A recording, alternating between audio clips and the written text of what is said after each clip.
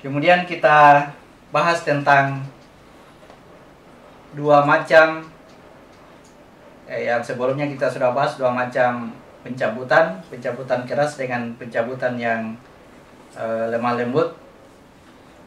Kemudian yang kita bahas sekarang dua macam ajal, yaitu ajal yang tidak dapat diketahui, hanya Allah yang mengetahuinya, dan ajal yang kedua ya ajal yang bisa diketahui oleh orang-orang tertentu. Kita baca surat 6 ayat 2. Kifli Latif surat 6 ayat 2. Surat 6 ayat 2. Dialah yang menciptakan kamu dari tanah, kemudian dia menetapkan ajal dan batas waktu tertentu yang hanya diketahui olehnya. Namun demikian kamu masih meragukannya. Ya. Waladzi khalaqakum min tin summa qada ajal. Dia yang menciptakan kamu dari tanah. Perhatikan kata penciptaan manusia dari tanah yang disebutkan itu adalah jasad, ya. Supaya kita paham ini. Kalau disebutkan penciptaan manusia dari diri yang satu, nafsun wahidah, itu bukan jasad, ya. Dari nafsun wahidah itulah yang bernilai aku atau kesadaran diriku. Sedangkan yang tercipta dari tanah, yang tercipta dari setetes mani, yang tercipta dari segumpal darah, yang tercipta dari laki-laki dan perempuan, ya itu semuanya adalah cerita tentang penciptaan jasad. Di dalam Al-Quran sangat banyak ayat-ayat yang bercerita tentang penciptaannya jasad. Kenapa? Karena inilah masalahnya, ya. Masalahnya adalah ketika kita masuk ke dalam jasad, ya, dengan diceritakan tentang jasad ini, maka yang akan kita ambil dari cerita itu adalah bagaimana cara mengolah atau mengatur, ya, jasad kita supaya kekuatan hawa nafsu yang ada pada jasad ini tidak melampaui kekuatan ruh yang ada pada jiwa kita. Jangan sampai kekuatan hawa nafsu lebih besar daripada kekuatannya ruh, maka kita akan kalah dalam berperang. Perhatikan ketika Allah mengatakan aku menciptakan kamu dari tanah, lalu kemudian ditentukan ajalnya. Ajalnya itu artinya masa pakainya, ya, masa pakainya jasad ini. Akan tiba suatu waktu di mana masa pakainya telah habis, kita tidak bisa lagi tinggal di tempat ini, di jasad ini. Nah, itulah ajal yang pertama. Ajal yang kedua adalah, ya, suatu masa kebangkitan, masa dihidupkan kembali jasad kita, diri kita diganti dengan jasad yang baru, yang namanya hari kebangkitan. Itu tidak dapat diketahui, ya. Katakan hanya Allah yang mengetahuinya, hanya ada pada sisinya. Nah, itu menunjukkan bahwa pada ajal yang pertama tadi, masa pakainya jasad ini, ya, ini masih bisa diketahui oleh, ya, tentunya oleh orang-orang tertentu. Yang mana yang disebutkan dengan orang-orang tertentu yang bisa mengetahui, ya, masa pakainya jasadnya sudah hampir selesai, ya, itu akan diberikan pengetahuan kepadanya. Mari kita baca ayat berikutnya, surat kedua ayat 180.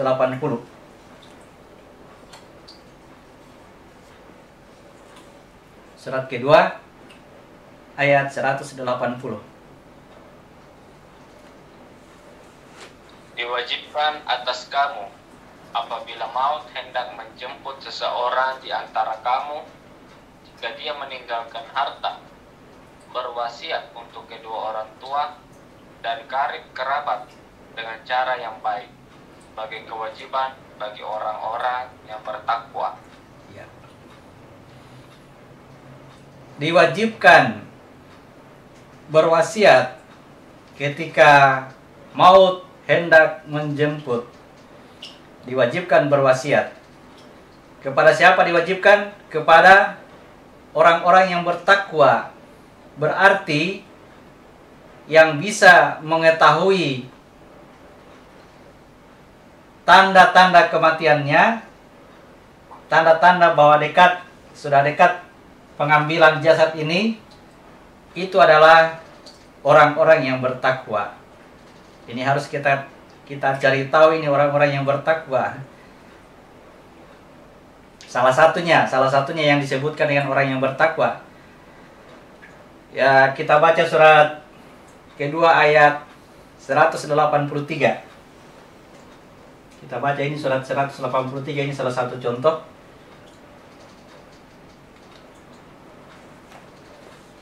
Wahai orang-orang yang beriman, diwajibkan atas kamu berpuasa sebagaimana diwajibkan atas orang sebelum kamu agar kamu bertakwa. Ya, orang yang bertakwa itu diawali dengan puasa.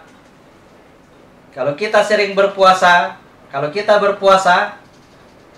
maka kita akan mendapatkan takwa. La'allakum tattaqun, agar kamu bertakwa. Kalau takwa kita mencapai pada puncak yang tertinggi, disebutlah kita sebagai muttaqin. Ya, kepada orang-orang yang muttaqin ini diwajibkanlah bagi dia berwasiat. Kenapa diwajibkan berwasiat? Karena diberikan kepadanya pengetahuan tentang tanda-tanda kematian. Jadi diberikan kepadanya pengetahuan tentang tanda-tanda kematian. Jadi saya ambil salah satu yang bisa kita lakukan untuk bisa mendapatkan muttaqin, derajat takwa, adalah diwajibkan berpuasa. Ya. Pertanyaannya, seperti apa itu berpuasa? Karena kita sudah melewati ini bulan Ramadan kemarin. Apakah kita berpuasa pada bulan Ramadan? Mudah-mudahan pembahasan kemarin tentang puasa yang saya jelaskan pada bulan Ramadan itu bisa kita pahami. Ya. Berpuasa itu berkaitan dengan tauhid. Tauhid mengesahkan Allah ketika menjalankan tugas kekhalifahan. Hubungannya dengan tadi adalah ketika jasad kita digunakan untuk menyatakan nama-nama baiknya Allah, sifat-sifatnya Allah, kita lakukan dengan perbuatan jasad kita, lalu kemudian jiwa kita ini tidak mengakui satupun dari perbuatan baik itu, maka itulah yang disebut dengan orang-orang yang berpuasa. Boleh ya? Jadi orang yang berpuasa itu tidak diam. Orang yang berpuasa itu melakukan kebaikan. Ya. Lakukan kebaikan. Lalu kemudian tahan diri. Jadi sama dengan mencegah kemungkaran. Jadi berpuasa itu menahan diri dari mengaku atau mengakui perbuatannya Allah sebagai perbuatan dirinya. Oke. Jadi rajin-rajin berpuasa. Artinya kalau mau berpuasa mesti terjadi pernyataan atau menyatakan dulu asma Allah, kemudian tahan diri. Kalau tidak bisa tahan diri, maka hendaklah dirikan sholat. Ya, dirikan sholat. Ya. Jadi prosesnya itu dirikan sholat, tunaikan zakat, baru kemudian bisa terjadi puasa. Jadi urutan dari rukun Islam yang disebutkan dalam hadis Nabi itu, yang pertama mengucapkan kalimat syahadat, kemudian yang kedua mendirikan sholat, yang ketiga menunaikan zakat, yang keempat berpuasa di bulan Ramadan, dan yang kelima menunaikan ibadah haji bagi yang mampu. Itu urutannya. Ya. Baca kitabmu, dirikan sholat, tunaikan zakat, berpuasa, insya Allah haji. Insya Allah haji. Itulah yang melakukan keempatnya ini dipastikan dia mampu untuk haji. Oke, kembali ke topik semula, bahwa yang diberikan kemampuan untuk memahami tanda-tanda kematian adalah orang-orang yang bertakwa, sehingga kepada mereka wajib untuk berwasiat ketika telah datang tanda-tanda kematian.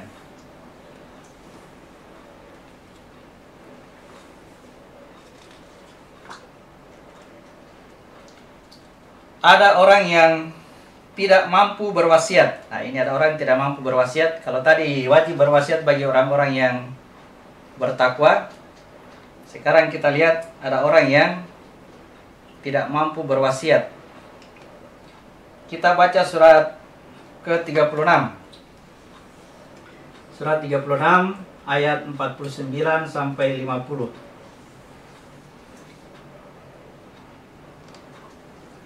Mereka hanya menunggu satu teriakan yang akan membinasakan mereka ketika mereka sedang bertengkar, sehingga mereka tidak mampu membuat suatu wasiat, dan mereka juga tidak dapat kembali kepada keluarganya. Ya, perhatikan, orang-orang yang tidak mampu berwasiat adalah mereka-mereka yang tertahan di daerah pertengkaran. Itu ya. Mereka tertahan di daerah pertengkaran. Perhatikan di wilayah di gambar kita ini, mudah-mudahan jelas gambarnya kita lihat. Ya. Dari daerah zalim dan bodoh, daerah titik aman. Ya, kemudian daerah inilah yang disebut dengan daerah pertengkaran. Sibuk bertengkar, sibuk beradu ilmu pengetahuan. Sibuk apa ya? Sibuk berperang, ya. Tidak mau hijrah. Ya. Jadi yang bertakwa adalah yang bergerak dari bawah ini sampai naik ke atas, ya, sampai naik ke atas. Nah, itu baru bisa bertakwa. Masuk ke wilayah ruh sampai titik teratas ini disebut dengan muttaqin. Orang yang paling tinggi derajatnya adalah yang paling bertakwa, muttaqin. Wilayah ini disebut dengan wilayah ruh. Wilayah wajah itu adalah wilayah ruh, ya. Nah, ini wilayah dada, ini wilayah pertengkaran yang disimbolkan dengan ya daerah Palestina, ya. Daerah Palestina di daerah dada kita ini akan kacau sampai hari kiamat. Kalau bahasa-bahasa Al-Qur'annya, ya.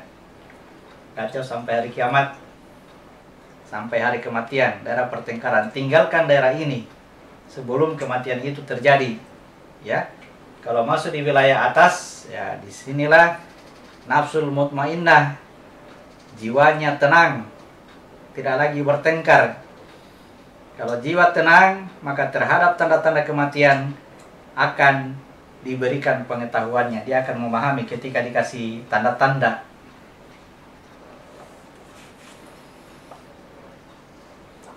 Kemudian, ya, perlu juga saya jelaskan bahwa selain muttaqin, selain disebutkan dengan kata muttaqin yang memahami tanda-tanda, ya, disebutkan juga sebagai ulil albab. Itu juga mungkin perlu saya jelaskan. Surat 3 ayat 190 sampai ya 191. Surat ketiga Ali Imran ayat 190 sampai 191. Sesungguhnya dalam penciptaan langit dan bumi dan pergantian malam dan siang terdapat tanda-tanda kebesaran Allah bagi orang yang berakal, yaitu orang-orang yang mengingat Allah sambil berdiri, duduk, atau dalam keadaan berbaring, dan mereka memikirkan tentang penciptaan langit dan bumi, seraya berkata, "Ya Tuhan kami, tidaklah Engkau menciptakan semua ini sia-sia. Maha suci Engkau, lindungilah kami dari azab neraka." Ya, jadi perhatikan ayat 191 tentang ciri-ciri ulil albab.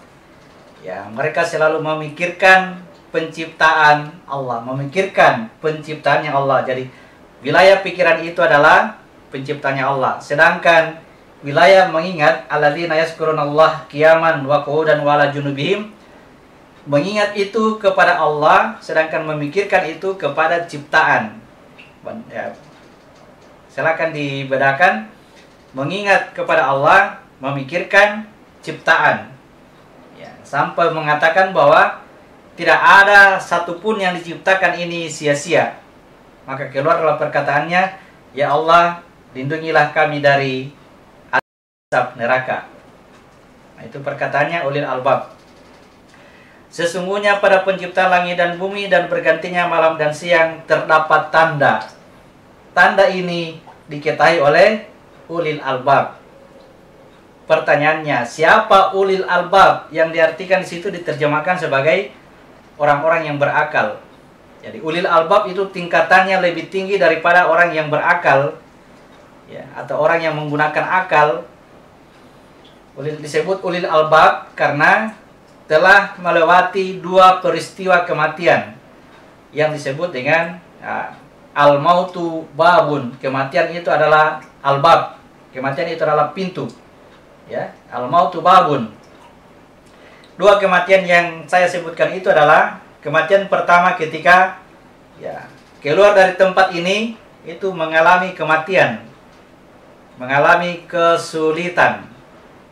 Ini yang kematian yang pertama. Kematian yang kedua ketika keluar dari tempat kekacauan atau tempat pertengkaran. Jadi keluar dari kezaliman dan kebodohan mengalami kematian. Keluar dari tempat pertengkaran itu mengalami kematian. Yang sudah melewati ini, dua tempat ini disebut dengan ulil albab. Jadi ulil albab tempatnya di wilayah ruh, di wilayah mukmin, di wilayah wajah. Ini yang sangat mudah memahami tanda-tanda dari Allah pada penciptaan langit dan bumi, sehingga termasuk di dalamnya tanda-tanda tentang kematian diberikan pengetahuan kepadanya dan dia sangat mudah memahaminya. Ya, jadi diberikan tanda dan dia sangat mudah memahaminya. Ya, disitulah diwajibkan berwasiat. Jadi sama ya, kurang lebih sama antara orang mutakin dengan ulil albab.